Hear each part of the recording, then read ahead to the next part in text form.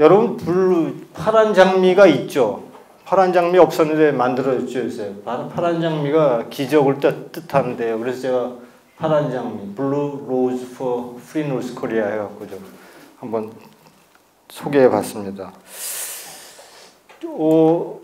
지금 문재인 대통령이 아셈 회의에 가서 여러 가지 뭐 교황청도 방문하고 갔지만 결국은 본인이 원했던 대북 제재 완화라는 목적보다는 오히려 국제사회에 완전히 고립된 북한의 모습으로 나오는 장면들을 좀 보고 이대로 갔다는 대한민국 국격이 얼마나 추락될지 모르는 상황이라고 볼 수 있습니다.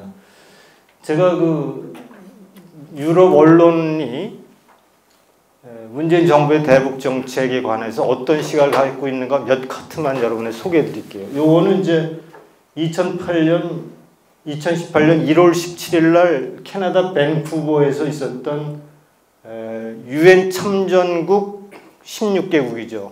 참전국 국가의 외무장관 회의가 있었습니다. 거기서 무슨 내용을 얘기했냐면요. 문재인 정부의 남북 화해 정책을 토퍼디렌이라는 단어가 이제 수장시키는 거거든요. 그래서 여러분 저 사진에서도 보듯이 사진을 누가 찍었는지 모르겠지만 굉장히 의미가 심장한 것 같아요. 결국은 강경화 외무장관은 완전히 외톨이로 혼자 있는 모습. 그리고 이제 유엔 한국전쟁의 참전국 외무장관들의 모임 속에서 결국은 문재인 정부가 추진하고 있는 대북 접근 정책은 완전히 그야말로 절대로 동의할 수 없다는 그런 보도를 한 내용을 좀 소개해드리고요. 요거는 이제 아셈회의입니다. 어저께 끝났죠. 아셈회의. 근데 이제 아셈회의에서 아셈회의 참가했던 모든 국가들이 사진을 찍었는데 문재인 대통령은 외톨이로 혼자서 이렇게 전혀 본인은 이제 가서 대북 제재를 완화하려는 국제 외교를 펼치고자 했는데 결국은 유럽 아셈 회의에서 이 모든 회원국들이 오히려 대북 제재를 강화해야 된다. 그뿐만 아니라 대량 살상 무기, 화학 무기, 소위 ABC 무기 전체를 조사해야 된다. 그리고 더 나아가서 북한의 인권 문제를 제기한다고 하는 보다 더 강력한 대북 강경 메시지를 전달하는 것을 보고 결국 대한민국 대북 외교는 또다시 완전히 국제사회에 철저히 외면받고 있다. 이런 사진입니다. 이건 좀 잘 아시죠? BBC의 인터뷰에서 로라 바이커 앵커가 이렇게 얘기했죠. 당신은 인권 변호사인데 최악의 인권국가 지도자와 악수와 포용한 것에 대해서 어떤 느낌을 받았냐. 이런 걸 보면 결국은 우리나라의 대북 정책이 국제사회 흐름과는 정반대로 나아가고 있다. 이런 걸 볼 수 있습니다. 요건 이제 스위스에서 나오는 블릭이라는 신문입니다. 블릭이라는 인터넷 매체인데 이렇게 얘기를 했죠. 마크롱과의 회담에서 마크롱 대통령은 오히려 CVID를 재확인했다. 마크롱은 15일 월요일 문재인과의 회담에서 북한의 완전하고 검증 가능하고 되돌릴 수 없는 비핵화를 요구했다. 이런 보도를 스위스의 블릭이라는 매체가 한 겁니다. 이건 독일의 슈타인마이어 대통령이 요 전임 대통령이 이제 가우크 대통령입니다. 가우크는 동독 출신의 통일된 독일의 대통령이었죠. 그 후임으로 된 독일 슈타인마이어 대통령이 북한과의 대화를 통해 목적을 달성하려면 초강력 대북 제재를 수단으로 한 압박을 동반해야 효과가 있음을 확신한다. 그리고 지금 현재 대통령 말고 마스 외무장관이 평창 올림픽 때 한국을 왔었습니다. 그때 마스 외무장관도 보다 분명하게 얘기를 했었거든요. 대북 제재는 북한의 비핵화가 된 후에 대북 제재를 풀어야 된다는 얘기는 지금 공동으로 지금 아까 얘기했던 마크롱 대통령이나 독일이나 공동으로 영국이나 모든 서방 세계 국가가 동일한 입장을 취하고 있다는 사실을 유럽의 매체들이 전하고 있습니다. 이거는 이제 슈푸트닉 도이칠란드, 슈푸트닉이 이제 러시아 매체거든요. 모스크바에 본부가 있는데 도이칠란드에 지부를 두고 있습니다. 이 지부가 심지어 이런 보도까지 했어요. 이제 뭐 만평이죠, 만평. 뭐라고 했냐면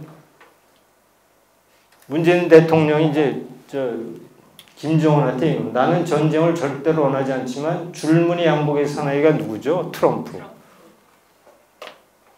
나를 전쟁으로 몰아가고 있네요. 그랬더니 김정은이 이자는 트럼프를 지칭하는데 스스로 전쟁을 일으키지 못합니다. 그저 자신의 주가만 노출합니다. 완전히 남북이 하나가 돼서 트럼프를 왕따시키는 모습을 심지어 러시아 매체 독일 지부, 러시아 매체 독일 지부의 만평에서 보도하고 있다라는 내용을 좀 소개해 드립니다. 이 자브리커 차이통, 이건 이제 독일의 자브리켄이라는 도시에서 발행하는 신문인데요. 북한 노예노동의 선두주자 이제 보도하는 내용입니다. 요거는 좀 여러분 좀 설명을 드리겠는데요. 타겟 사이팅이라는 신문이 있어요. 독일에서 가장 진보적인 가장 극좌 진보 매체인 신문이 이제 타츠입니다. 대충 타츠의 그 제호에서도 나타나시 소문자죠, 소문자. 대개 주류 언론들의 제호는 대개 대문자입니다. 근데 타츠는 소문자로 제호가 만들어져 있는데 이것만 봐도 굉장히 진보적인 매체라는 것이 이제 드러나 있는데 이 타츠가 심지어 남한만 낙관주의 팽배하다는 보도를 하고 있는 걸 이제 소개해드립니다. 이것도 마찬가지죠. 타츠라는 신문이 심지어 문제는 반복적으로 북한과의 경협에 집중하고 있다. 비판론자는 이런 정책은 단순히 한미 공조를 균열을 가하는 차원을 넘는 것이다. 그러니까 문재인표 대북 정책의 패러다임의 전환을 만드는데 그것이 바로 비핵화에 앞서 평화적 접근의 우선이라는 것이다 라고 하는 굉장히 비판적인 보도를, 남북 공조가 오히려 한미 공조를 앞서고 있다 이런 보도를 타츠가 하고 있습니다. 이것도 타츠죠. 독일에서 가장 진보적인 성향의 매체가 이건 이산가족 상문, 백성은 정치론인지, 그러니까 5만여 신청자가 이제 이산가족이 5만 명이 남아 있는데 100명씩 상봉을 해도 500년이 걸린다요. 500년. 저런 정치적 쇼를 하지 말라는 얘기죠. 그러니까 동독처럼 고령자의 수독 방문, 소독인의 동독 친척 방문 같은 제도적으로 이것을 만남을 어떻게 제도화하든가 해야지 이런 보여주기식 정치식 쇼를 하지 말라는 것을 타츠가 보도하고 있는 것도 이제 눈에 띕니다. 이건 스위스 뉴찌리 신문이에요. 김정은은 존중받을 만한 국가 지도자가 아니라 인간성 파괴범이다. 문재인은 대통령 뭐라고 했죠? 김정은은 예의도 바르고 통일을 빛나는 조국을 만들어갈 동반자, 또 비전이 있는 지도자. 이렇게 김정은을 바라보는 시각과 얼마나 다른지 소개해드립니다. 이거는 이제 프로라고 하는 크리스찬 잡지에 나온 건데요. 이번에 이제 교황을 만나고 나서 이런 보도를 한 겁니다. 문재인 대통령이 교황청에서 프란치스코 교황을 만나고 난 사실을 보도하면서 다음과 같이 이제 보도하고 있거든요. 세계 선교단체가 이제 오픈 도어스라는 선교단체가 교황의 북한 방문을 매우 비판적으로 보도한 겁니다. 김정은이 교황 방문을 하면 정권 차원에서 악용할 것이 분명하다. 북한은 2002년부터 세계 최악의 기독교 박해 국가로 지정되어 있다. 5만 내지 7만 명의 기독교인이 종신령으로 받고 수감 중이다. 만약 교황이 방북한다면 독재자를 향해 종교의 자유를 강력히 주문해야 한다. 이렇게 주문하고 있습니다. 국제인권단체 IGFM, 이거는 프랑크푸르트에 본부를 두고 있는 국제인권단체죠. 역시 교황 방북에 반대한다. 레센틴제 국제인권단체 IGFM의 대표는 김정은 교황 방문은 반드시 그들에게 악용될 것이다 라고 해서 크리스찬 잡지가 10월 11일 이제 보도하고 있습니다. 이건 도이체벨레죠. 보이스 오브 아메리카가 이제 미국의 대외 방송이라고 한다면 도이체벨레, 독일의 전파는 독일의 해외 방송이죠. 이렇게 보도를 했어요. 최근에 10월 18일 날. 바티칸이 교황 방북에 대해서 언급한 바는 하나도 없다. 교황 방북에 대한 청와대의 발표와 달리 바티칸은 교황의 방북과 관련해 아무런 언급도 하지 않았다는 것이 독일의 전파에 확인되었다. 또한 교황과의 면담 내용은 공개하지 않는 것이 원칙이라고 합니다. 그런데 교황과의 면담 내용을 공개한 것도 교황처의 관례를 깬 일방적인 발표였다. 역시 국격을 훼손한 그러한 것을 보도하고 있죠. 그러면 왜 북한과의 남북 공조가 국제사회 외면을 받고 있을까요? 제가 지난번에 고등학교 대학생을 두고 그 토론, 소위 말해서 진보 대북 정책 전문가들과 이제 토론하는 시간이 있었는데, 그때 이제 관객들이 전부 고등학생 그리고 대학생들인데, 대학생들이 저한테 이런 질문을 하더라고요. 왜 남북 간의 문제에 외세가 자꾸 개입하느냐. 그 질문을 제가 들었을 때, 아, 이 학생은 분명히 뭐 전교조나 어떤 사람들의 좀 교육을 좀 받은 것 같아요. 만약에 이런 문제가 있으면 이렇게 질문해라. 그래서 아니, 한반도 문제를 왜 외세가 개입해서 우리의 주권을 침해하나, 이런 식의 질문을 하더라고요. 그래서 제가 뭐라고 대답하냐면요, 그러고 싶지만 북한발 이슈는 하나도 한반도에 국한된 문제가 없다. 북한발 이슈가 뭐냐? 핵, 미사일, 인권. 핵 미사일을 개발한 걸 둘째치고 시리아, 이란, 파키스탄 이런 불량 국가에 다 또 기술을 전수하고 군사 교육을 하고 이러지 않습니까? 정치범, 기독교 박해, 오토 원비어, 이런 인권 문제가 어떻게 한반도에 국한된 문제가 될 수 있습니까? 국제사회가 다 정말 눈을 부릅뜨고 바라보는 문제죠. 슈퍼노트를 만들죠. 마약을 제조해서 팔죠. 이런 것들이 다 북한발 이슈가 절대로 한반도에 국한된 문제가 될 수가 없습니다. 왜냐하면 북한이 만들어내는 문제 자체가 국제사회의 중요한 문제가 되고 있기 때문에 그렇죠. 그렇기 때문에 남북 공조, 문재인 대통령 김정은과 이를 도모하고 있지만 절대로 성공을 못하는 이유가 거기에 있습니다. 북한발 모든 이슈가 한반도에 국한된 문제가 아니라 국제사회에 중요한 문제를 던지는 문제이기 때문에 절대로 남북 공조로서는 해결할 수 없다. 그러니까 문재인의 대북 외교가 저렇게 국제에서 외면을 받고 정말 왕따거를 당하고 있는 것이 바로 여기에 있다. 이런 얘기를 드립니다.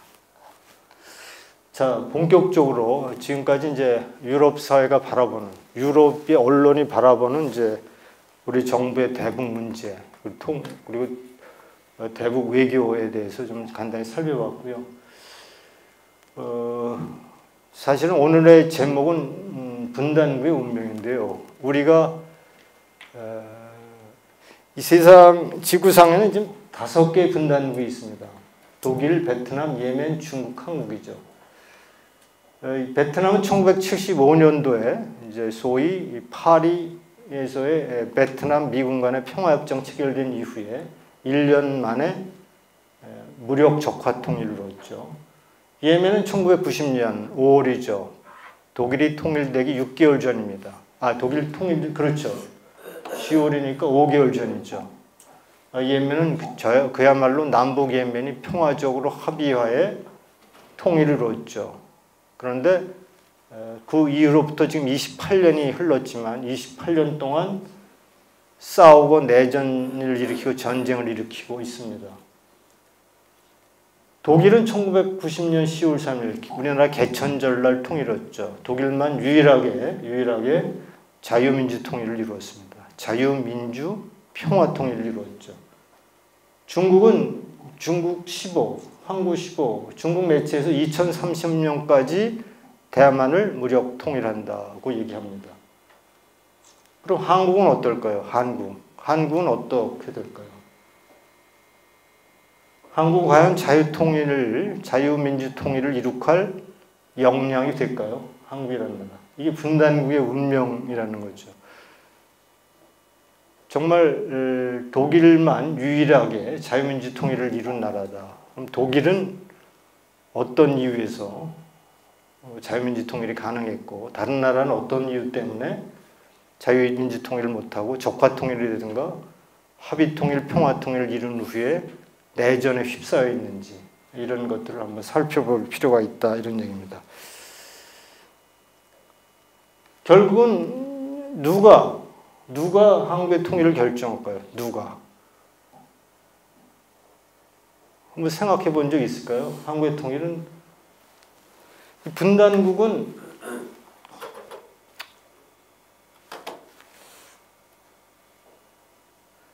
분단국의 운명이라고 그래서 제가 얘기를 하는데 분단은 완결된 상황이 아니라 통일이라는 종착역을 향해 나아가는 과정이다. 분단은 사람들이 그런 얘기를 해요. 우리가 통일을 무엇하러 하느냐. 그렇게 어려운 통일을 무엇하러 하느냐 얘기를 하고 있지만 그건 옳은 얘기 아닙니다. 왜냐하면 분단은 완료형이 아니기 때문에 그렇거든요. 그럼 분단 과정에서 통일을 이끌어간 세력은 누굴까요? 그 분단국은 원튼 원치 않든 싫든 좋든 모르든 알든 이념 전쟁을 치를 수밖에 없습니다. 지금 대한민국이 엄청난 이념 전쟁을 치르고 있거든요. 결국 이념 전쟁의 승자가 통일을 결정하는 겁니다. 좌파가 승리하면 연방제 통일로 가는 거고 우파가 승리하면 자유민주 통일이 가능한 거죠. 그러니까 누구 말대로 통일을 무엇하러 하느냐 분단으로 남아있자고 얘기해봤자 그게 지켜지지 않는 겁니다. 이게 분단국의 운명이라는 얘기죠. 왜냐하면 우리가 가만히 있으면 좌파 세력이 열심히 이념 전쟁을 이끌고 승리를 이끌고 자기가 원하는 통일을 이루기 때문에 바로 그 통일은 불행한 통일이겠죠. 자유민주 통일이 아니고. 그러니까 분단국은 좋든 싫든 이념 전쟁을 치러하며 이념 전쟁의 승자가 통일을 결정한다. 지금 현재까지 이념 전쟁의 승자는 청와대죠. 청와대 주사파가 이념 전쟁 승리했다고 볼 수 있잖아요. 그럼 지금 만들어가는 김정일과의 통일의 행보가 여러분 결국 어디로 나아가고 있다고 보시는지요? 결국은 우리가 얘기하고 있는 자유통일과는 거리가 먼 거죠. 그렇기 때문에 우리는 의식적으로 이념 전쟁의 전선에서 이길 수 있도록 여러 가지 무장을 해야 될 필요가 있다. 좌파들은 투사리 동원되어 이념 전선을 주도하는 한편 이념 전선이 어디죠? 역사 현장, 교과서, 헌법 재판소, 5.18 현장, 교과서, 곳곳이죠, 곳곳. 민주노총, KBS 언론노조, 미디어, 광화문, 모두가 다 이념 전선이거든요. 근데 거기에 전부 좌파들은 투사들이 동원되어서 이념 전선을 승리로 이끌고 있습니다. 우파는 아마추어들로 이념 전선을 기피하고 있죠. 그리고 통일 두려움에 빠져 있다. 저는 그렇게 보고 있어요. 통일에 대한 두려움에 빠져 있다. 또는 우파는 전쟁 중인데도 이념 전쟁을 치르고 있죠. 그런데도 우파를 공격하죠. 이게 이제 큰 문제점 아니죠. 지구상 5개 분단국 중 자유통일을 나라는 서독이 유일하다. 통일은 무엇일까요? 북한으로 확대하는 일이다. 통일은 자유를. 제가 익산에 있는 원광대에 가서 학생들에게 그런 얘기를 했습니다. 여러분, 가장 불행한 통일이 무엇인 줄 아십니까? 가장 불행한 통일은 김정은과 만들어가는 평화통일이 가장 불행한 통일이다. 그렇게 얘기를 했어요. 그러니까 그 학생들이 동의하더라고요. 맞습니다. 김정은과 만들어가는 통일은 불행입니다. 김정은과 만드는 통일한 후에 김정은은 어떻게 할 거예요? 대통령 시킬 거예요? 부통령 시킬 거예요? 이런 얘기죠. 통일은 자유를 북한화합니다. 여러분, 독일은 갑작스러운 통일로 많은 비용과 부작용을 겪었지만 현재 유럽 최강의 나라로 우뚝 섰다. 이유가 뭘까요? 통일 과정에서 비용도 많이 들어오고, 오늘 제가 정치통합에 관한 얘기를 하고 다음 시간에는 제가 경제통합을 얘기하겠습니다만은, 바로 독일은 엄청난 통일 비용을 들였죠. 심지어 통일 비용이 2,000조인데 2,000조의 60% 내지 70%, 그러니까 1,400조를 동독 주민들의 복지를 썼습니다. 호주머니로 들어간 거죠. 나머지 그러니까 3분의 1 갖고 동독 재건을 본격적으로 시작했지만 그래도 성공한 것이 자유의 가치, 시장의 가치를 지켰기 때문에 그렇다는 얘기를 말씀드립니다. 분단국의 국민과 민주주의가 헌법을 수호할 의지와 제도적 정치를 결여하고 있다면 상대국의 전략 전술에 희생될 가능성이 크다. 서동은 연방헌법재판소, 헌법수호청 물론 내무산하에 정치교육센터를 두고서 헌법 정신을 배우고 생활 속의 법치주의를 습득하고 있다. 반면에 베트남은 천민민주주의로 헌법과 법치주의를 지킬 능력이 결여되었고 공산 통일로 분담을 마감했다. 건전한 사회는 보수와 진보 양날개로 날아야 한다고 주장한다. 이런 주장은 이념적으로 분단된 나라에서는 독이다. 진보와 종북을 구별할 수 없다. 통진당은 더민주당을 숙주로 정치권에 입성했다. 저희 울산에서 더민주당 후보를 철회해 통진당원을 20대 국회에 진출시킨 바 있다. 누구죠? 이 지난 국회 총선에서 통진당 후보 2명이 무소속으로 울산에서 당선됐는데 더민주당이 후보를 철회했기 때문에 당선된 2사람이 있어요. 4사람이 출마했지만 그 윤종호, 김종훈, 지금 민중당입니다. 이 사람은. 이것이 분단국의 운명이라는 얘기죠. 독일의 이념전쟁의 승자는 서독이었습니다. 통일된 후에 통일된 국호는 서독이죠. 서독의 국호. 국기는 서독의 국기. 헌법은 서독의 헌법을 독일의 통일에 그대로 적용하고 있습니다. 이건 지난번에 말씀드렸지만 이게 뭐죠? 지난번에 설명드렸는데 네, 동독에서 서독으로 탈출한 인구가 400만이고 서독에서 동독으로 간 인구가 50만이다. 50만 속에는 소위 좌파들이 다 들어가 있었다. 대한민국에 왜 골수 좌파들이 이렇게 많은 줄 아십니까? 분단 기간 동안에 북한에 갈 루트가 없었잖아요. 서동은 만들어져 독일 동독으로 도망갔는데 그들이 쌓여서 오늘날 아주 강력한 좌파의 어떤 층을 형성하고 있고 이들 세력이 바로 새로운 정부 하에서 강력하게 연방제 통일, 자신이 추구하는 통일의 길로 매진하고 있는 상태죠. 동독 분단의 역사는 동독 주민들이 자유를 찾아가는 역사라고 볼 수가 있는데요. 왼쪽 저게 뭐냐면요. 400만이 넘어오니까 동독에서 깜짝 놀랐죠. 깜짝 놀라서 급히 1961년도에 급조한 게 뭐죠? 베를린 장벽입니다. 베를린 장벽. 베를린 장벽이 없으니까 그냥 하룻밤만 지나면 수천 명이 서독으로 넘어오니까 베를린 장벽을 세웠는데 베를린 장벽을 세운다고 하면 사람들이 한꺼번에 다 나올 거 아니에요. 그러니까 안 세우겠다. 베를린 장벽 세울 계획 없다 그러고 느닷없이 그냥 어느 날 갑자기 1961년 8월 13일 날 딱 통제하고 베를린 장벽을 한 달 만에 세웠습니다. 146km. 그리고 이제 완전히 베를린 장벽이 완전히 세워짐으로 해서 이제 동독에서 서독으로 넘어올 길은 굉장히 막막하게 된 거죠. 그 1953년도에 6월달에 이제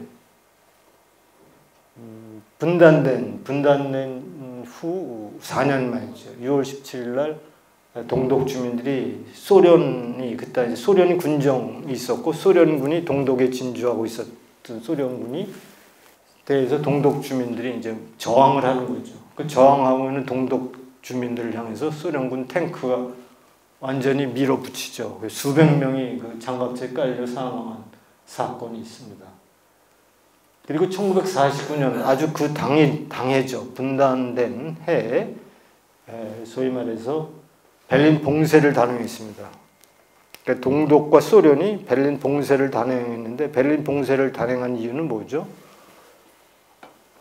베를린 봉쇄해버리면 베를린으로 들어가는 모든 물자가 다 끊기고 전기도 끊기고 이런 상황이죠. 그러니까 그 이유는 베를린에서 더 이상 머물지 못한다. 서독으로 그냥 도망가든가 아니면 동독인이 되든가.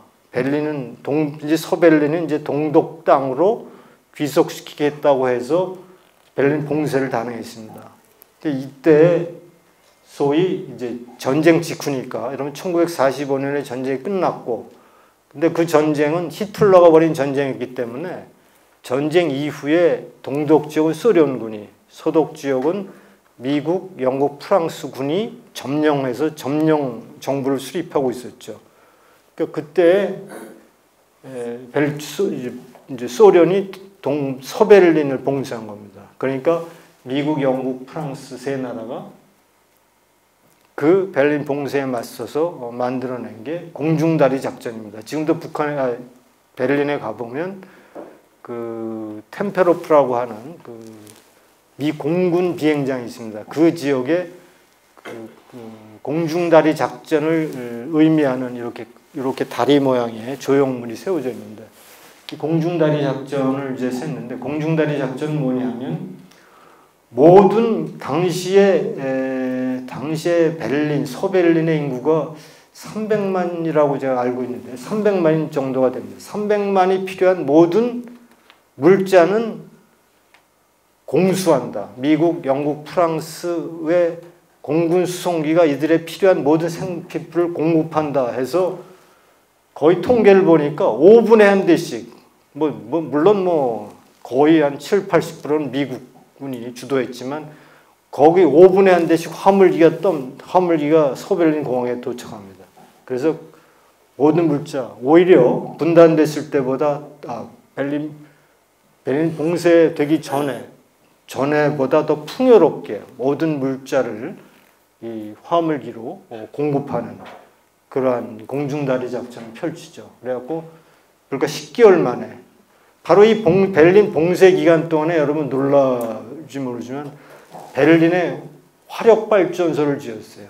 베를린 봉쇄 기간 동안에. 그리고 베를린 봉쇄 기간 동안에 베를린 자유대학을 세웠습니다. 그 정도로 미국, 영국, 프랑스의 어떤 베를린 봉쇄에 대한 공중다리 작전은 정말 세계사가 위례가 없는 그러한 작전이었고, 결국 10개월 만에 이제 소련이 베를린 봉쇄를 푸는 그런 결과를 낳았죠. 그래서 독일 분단의 역사는 헌법 수호의 역사였고, 동독 주민이 자유를 쟁취해가는 역사였다, 이렇게 볼 수가 있습니다. 그래서 베를린 봉쇄, 그리고 소련 탱크 진화, 베를린 장벽 건설, 이런 것들이 다 자유의 물결을 차단하기 위한 동독 공산당의 몸부림이었다, 이렇게 정의할 수 있습니다.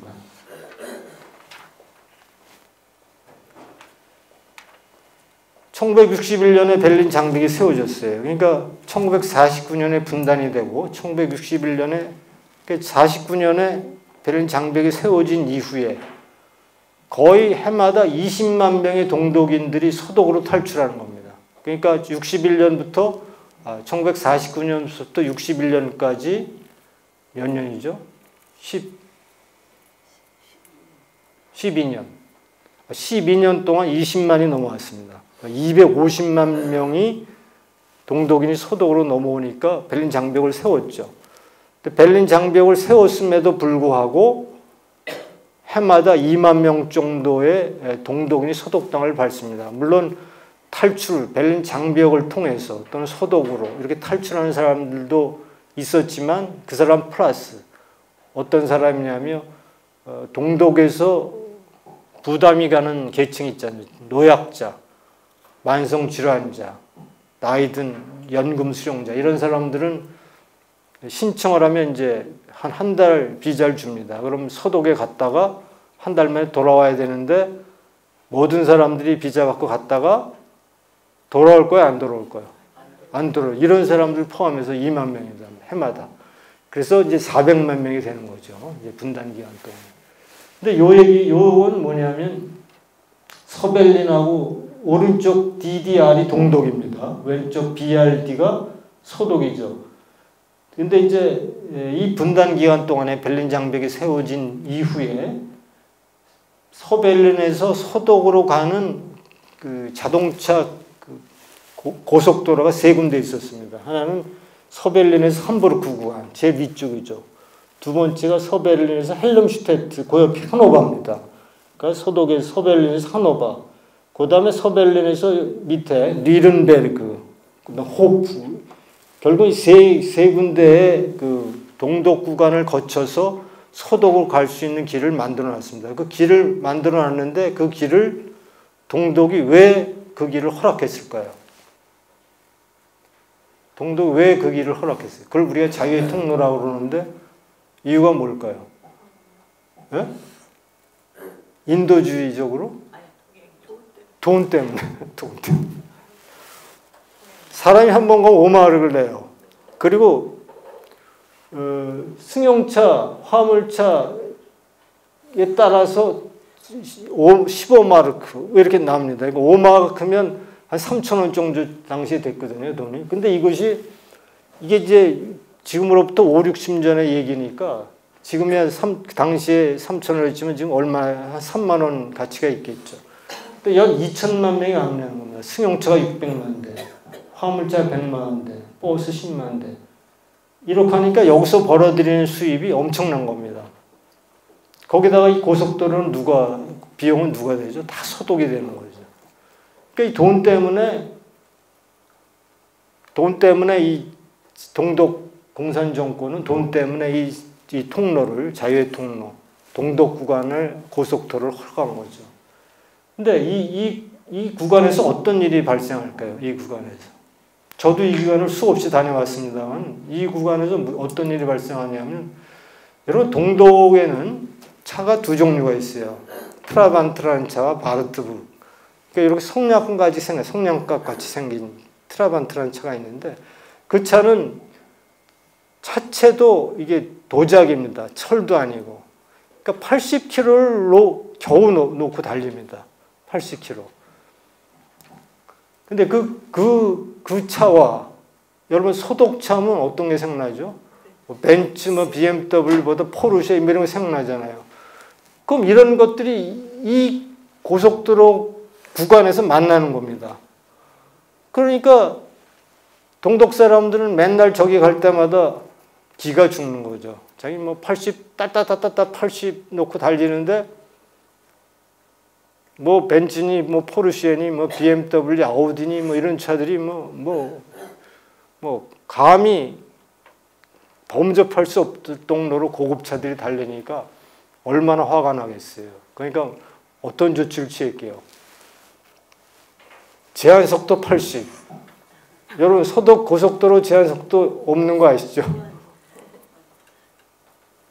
서독 고속도로는 얼마나 잘 되어 있냐면요. 저기 프랑크푸르트 밑에 다름슈타트라는 데가 있어요. 다름슈타트. 거기서부터 쾰른 뒤셀도르프까지 거기가 100km가 넘을 거예요. 아마 100km. 근데 100km가 넘는 데가 거의 일직선입니다. 거기 이제 아우토반이 건설되어 있는데 그게 10차선이 넘을 것 같아요. 제가 보면 12차선인가 그래요.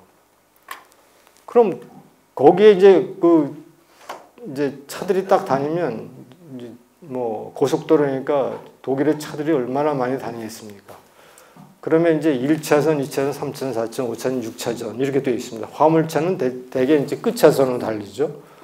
그러면 이제 뭐 좀 마력이 약한 차들이 이제 이렇게 하다가 제일 앞차선에는 이제 뭐 BMW가 달리고 이제 벤츠가 다닙니다. 근데 이들이 얼마나 이 고속도로 문화가 잘 되어 있냐면요. 내가 이렇게 벤츠가 1차선으로 달려요. 그럼 뒤에서 포르쉐가 딱 나타나요. 뭐 오픈카가 딱 나타나는가, 뭐 경중차 같은 게 나타나면 자연스럽게 빼줘요. 그럼 그냥 쫙 빠지고. 그러니까 아주 이 질서가 아주 잘 되어 있습니다. 제가 거기서 BMW를 타고 다름슈타트에서 그 구간을 가는데 제가 200km를 놓고 더워서 200km 달리면서 양복 저고리를 벗었는데도 아무런 문제가 없을 정도로 안정된, 차도 안정되고 고속도로도 안정되고. 그러니까 이 동독에 2천만 명이 왕래하는 저 구간 속에서 동독 사람들은 늘 서독 사람들의 경제적인 풍요로움에 늘 부러운 대상이었고, 자기네 차들은 서독의 차에 비해서 그걸 통해서 이제 경제적인 우열이 편가름나는 그러겠는데, 우스운 얘기는 통일된 이후에 동독 사람들이 가장 선호했던 가장 선호했던 제품이 그래서 차예요. 자동차. 근데 자동차인데 그들이 새 차를 못 사잖아요. 그러니까 이제 분단 동안에 이제 제가 이제 자유대에서 공부할 때 제 주변에 이제 우리 동급생들 중에 어떤 학생들이 있었냐면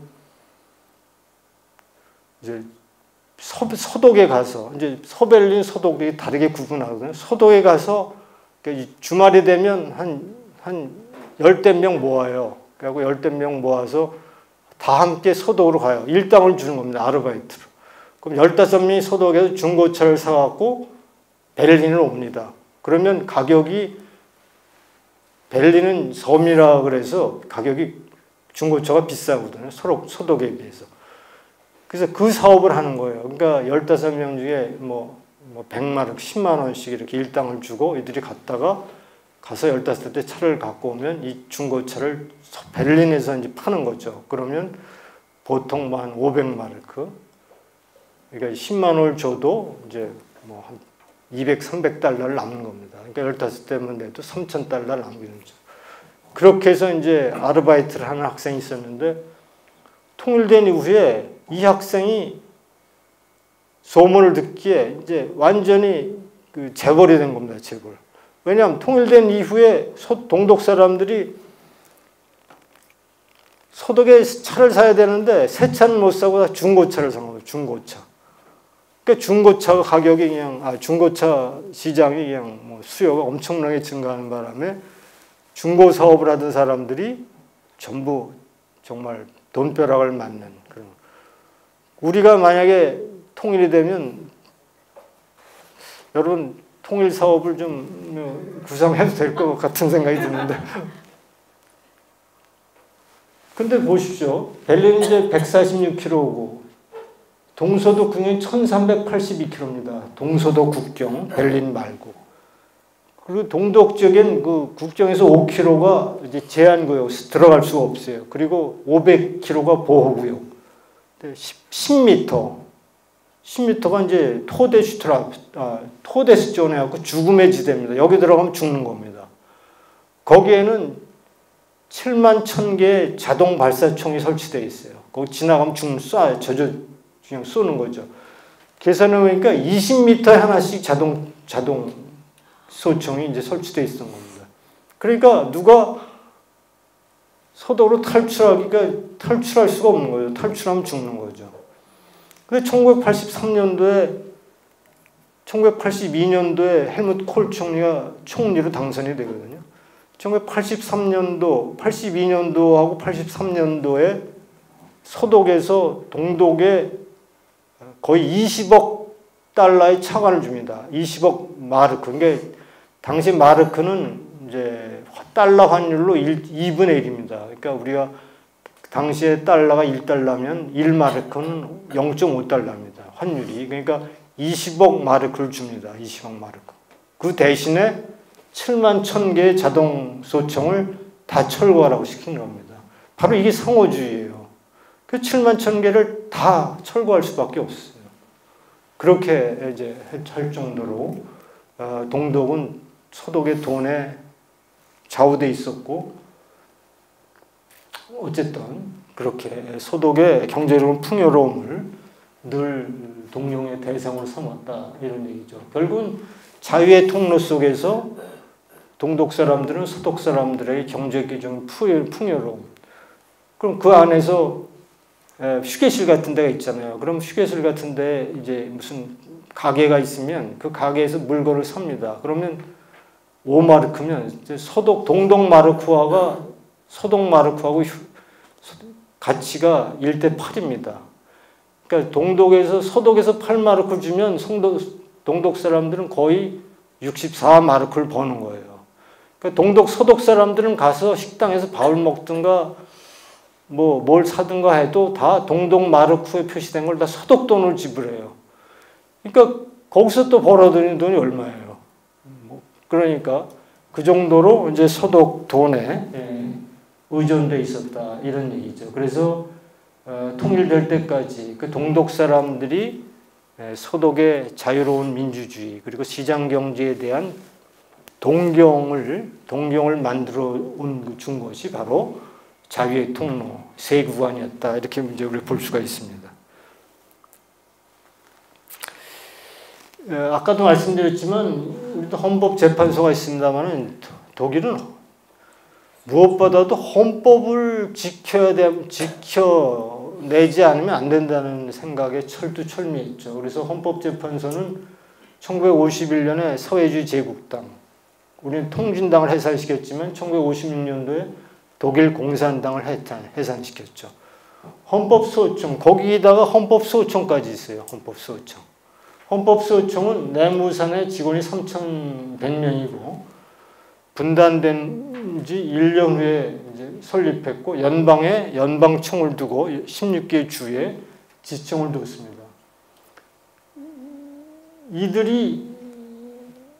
이들이 하는 일이 헌법을 위반하는 행동을 하느냐 안 하느냐입니다. 그러니까 예를 들어서 남북 경협사무소가 개성에 설치되어 있잖아요. 그럼 개성에서 일어나고 있는 일이 헌법에 부합하는가 안 하는가를 눈을 크게 뜨고 감시하는 것이 헌법수호청입니다. 우리는 그것마저 오기 때문에. 그러니까 모든 정치활동이라든가 동서독 간의 교류협력사업이라든가 모든 관련된 사안에 대해서는 헌법수호청이 눈을 부릅뜨고 감시하는 겁니다. 이것이 독일의 헌법에 저촉될 경우에는 그대로 제재를 가하는. 그 심지어 통일된 이후에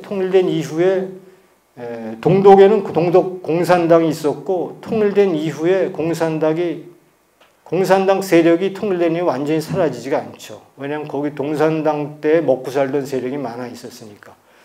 그래서 독일 통일 이후에 공산당이 이름을 바꿔서 민주사회주의당, PDS라 민사당이라는 정당으로 개명을 하고, 그리고 그 당이 서독의 3인당의 극좌 세력인 오스카 라폰테인이라고 하는 극좌 정치인 세력이 3인당을 탈당해서 만든 당이 좌파당이에요. 근데 좌파당이 통일된 이후에 소위 이제 동독 노스텔지아, 그 동독의 향수를 불러일으키면서 동독 지역에서 이제 정치적 힘을 결집하게 됩니다. 그래서 심지어 동독을 중심으로 해서 한때는 통일 후 한 10년 정도 된 시점에서 좌파당 하원 의원이 53명이나 하원 의원에 당선되는 사례가 있었거든요. 근데 헌법수호청이 53명 중에 27명을 감시했죠. 눈을 뜨고 경고를 보냅니다. 27명의 행동을 딱 해놓고 연방수호청에서 당신은 앞으로 정치활동에 대해서 헌법수호청이 감독을 하고 있습니다라고 보내는 겁니다. 이 정도로 절대로 그러니까 민족민주당, 동일대한당, 알카에당 또 빌리 브란트 총리의 보좌관 기염이 동독 스파이였던 것들을 이제 헌법수호청이 찾아내는 거거든요.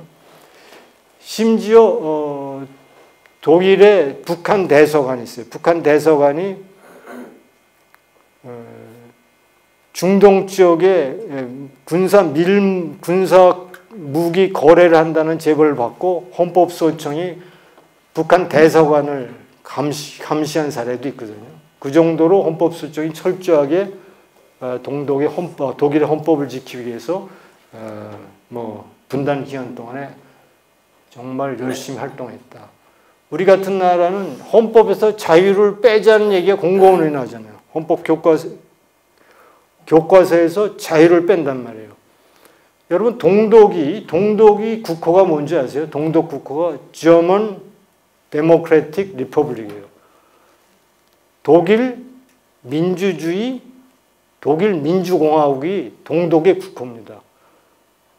그러니까 동독 공산국가가 민주주의를 쓰거든요. 자유가 빠지면은 그것이 인민민주주의가 되는 겁니다. 그런 의미에서 헌법수호청은 정말 헌법을 지키기 위해서 노력했다. 이런 것들이 다 자유민주통일을 이룰 수 있도록 한 그러한 이제 서독사회 역량이라고 이제 볼 수가 있죠. 동독이 개입한 분단국은 이념전쟁을 치를 수밖에 없다고 얘기를 했죠. 근데 우리는 지금 이념전쟁에서 우리는 예를 들어서 좌파 세력이 반대되는 세력을 탄압하기 위해서 씌우는 프레임이 친일 프레임이죠. 친일 프레임. 동독은 나치 프레임을 씌웠어요. 나치 프레임을 씌워서 우파 정치인들을 탄압했죠. 예를 들어서 오버랜드라고 하는 아데나워 총리 내각의 장관이었는데 과거 나치하고 협력한 사실이 있다 그래서 동독 법정에서 재판을 해서 축사 종신령, 축사 봉사, 일을 하는 거죠. 종신령을 이런 것들을 만들어냈고 1958년 전독송이면은 이제 우리나라 통일부 같은 겁니다. 통일부 장관을 나치와 관련돼 있다는 소문을 퍼뜨려서 낙마시키고 빌리 브란트가 1972년도에 동독과의 관계 때문에 하원에서 불신임안이 제출이 돼갖고 불신임 투표가 이루어집니다. 근데 불신임 투표가 2표가 모자라서 불신임이 안 돼요. 그래서 빌리 브란트가 불신임이 되지 않고 총리를 지속하는데 그때 4표가 동독의 슈타즈라고 하는 동독 비밀 경찰이 서독의 의원 4명을 매수한 사실이 드러났어요. 그래서 그것이 빌리 브란트 보호공작, 악션 브란트 슈츠라고 그래갖고 4표를 이제 매수하는 바람에 이제 빌리 브란트가 불신되지 않는 이러한 사건들이 있었거든요. 이런 것들이 동독이 이제 이념 전선에 개입하는 겁니다. 헌법재판소가 있고 헌법수호청이 있음에도 불구하고 동독이 소독사회 이념 전선에 개입한 것들이 부지기수입니다. 대한민국 어떤가요? 대한민국도 곳곳에 북한이 공작을 한다고 보고 있습니다. 그런데 아무도 막을 수가 없어요, 지금 우리가. 서독과 달리.